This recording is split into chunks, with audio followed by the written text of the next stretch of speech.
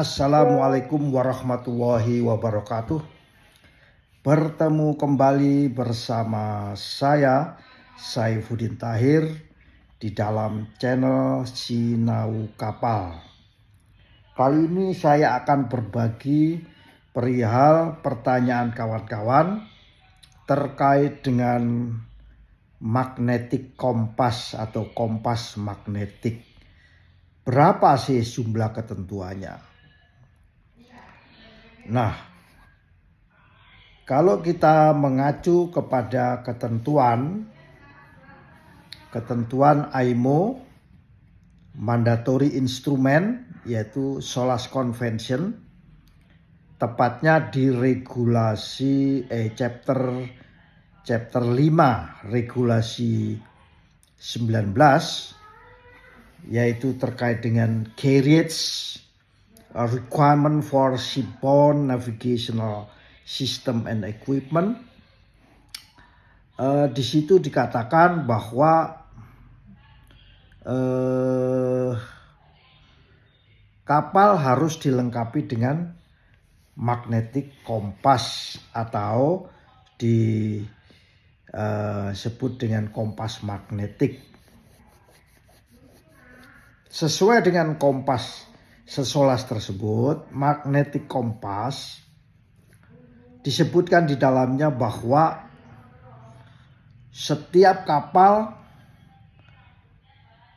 entah itu ukurannya bagaimanapun, setiap kapal harus dilengkapi dengan kompas magnetik yang standar atau standar magnetik kompas. Ketentuannya bagaimana? Bahwa di dalam memasang atau melengkapi kapalnya dengan magnetic kompas ini, magnetic kompas tersebut harus dapat bisa dibaca dari posisi pengendalian kapal atau pengendalian navigasi, yaitu di anjungan kapal. Jadi makanya anjungan kapal selalu pasti terdapat magnetic kompas, bisa menentukan arah daripada perjalanan kapal. Dan magnetic kompas tersebut sesuai dengan ketentuan SOLAS harus terhubung dengan repeater, magnetic kompas repeater atau peralatan yang diperlukan untuk navigasi. Jadi harus terhubung dengan repeater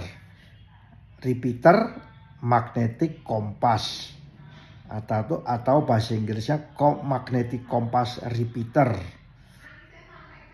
Tapi cuman ini jika dipersyaratkan. Siapa yang mempersyaratkan? Pasti administration atau government, ya, pemerintah Indonesia, flag state dan port state. Nah, apa ketentuan daripada repeater ini? Ya, repeater itu harus tersedia kompas pelengkap. Repeater itu kompas pelengkap. Biasanya letaknya di buritan, ya. Kalau tugboat bisa ngelihat ke belakang, dipasang repeater magnetic kompas repeater atau stern magnetic kompas. Untuk apa kok harus dipasang menghadap ke belakang? Yaitu untuk kegiatan manuver atau kegiatan cadangan kapal, ya.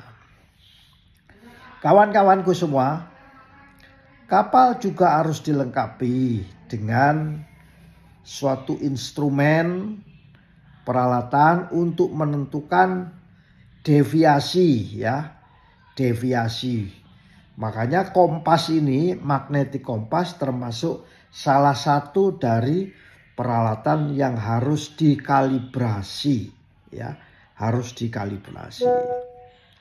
Itu untuk menentukan peralatan tersebut untuk menentukan deviasi, ya, deviasi daripada kompas tersebut. Misalnya kita di Surabaya, dari menunjukkan arah utara dan menunjukkan misalnya +7 atau +4,5, maka itu artinya kita sedang menghadap ke arah utara, bergeser haluannya, headingnya ke arah 7 derajat atau 4,5 derajat.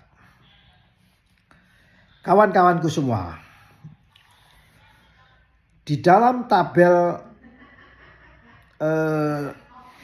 deviasi, ya, harus diupayakan terjaga, ya, tabel deviasi kompas ini harus terjaga dan tetap dalam kondisi yang mutakhir. Itu sebagai pendamping daripada magnetic kompas. Jadi secara kesimpulan kawan-kawanku semua, bahwa kapal harus dilengkapi dengan satu kompas magnetik atau magnetic kompas yang standar, yang ditempatkan di anjungan, ya, hanya satu, hukumnya mandatori, dan dilengkapi satu lagi yaitu magnetic kompas di bagian belakang kapal. Ini jika diperlukan, namanya magnetic kompas tambahan atau repeater, serta dilengkapi dengan alat untuk memeriksa dan menghitung deviasi daripada kompas tersebut, serta dibikin catatan deviasi, yaitu deviation card atau deviation chart, dan bisa juga ditambah dengan pembuatan tabel deviasi. Jadi kembali lagi, berapa jumlah magnetic kompas yang diperlukan?